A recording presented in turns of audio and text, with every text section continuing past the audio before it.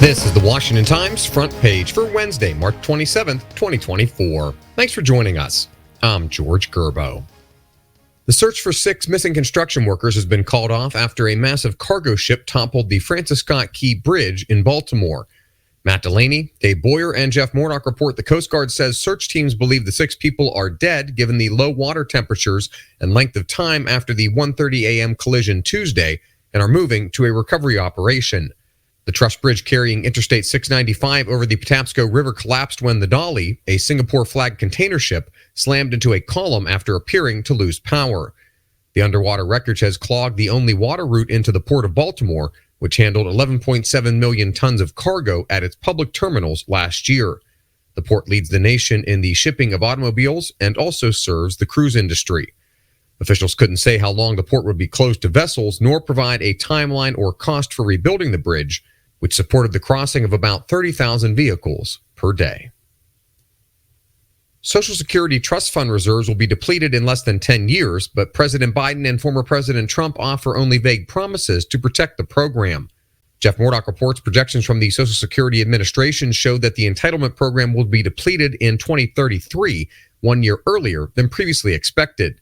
The updated forecast is based on factors such as slowing economic growth and longer lifespans.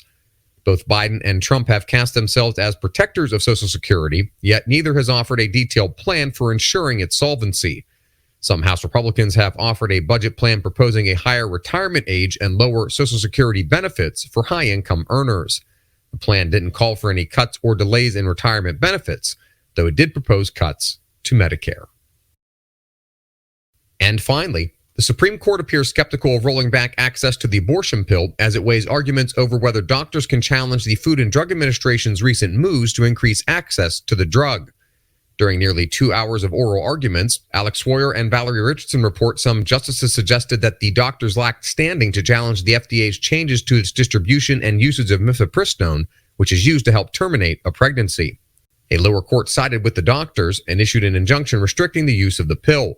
The Supreme Court put the injunction on hold while it granted the federal government's appeal. The FDA moved in 2021 to eliminate the number of in-person doctor visits needed to obtain mifepristone and allow it to be used longer into pregnancy, from 7 weeks to 10 weeks. Washington Democratic Senator Patty Murray submitted an amicus brief to the court that raised alarm about how delays and denials of care have resulted in emergency situations. It's the court's second major abortion case after its ruling 2 years ago that overturned Roe v. Wade, ending the national right to abortion. Find all today's front page stories at WashingtonTimes.com/front page or on the Washington Times app, and find us wherever you get your podcasts. You can also find us on social media at Wash Times for breaking news, sports, commentary, and more.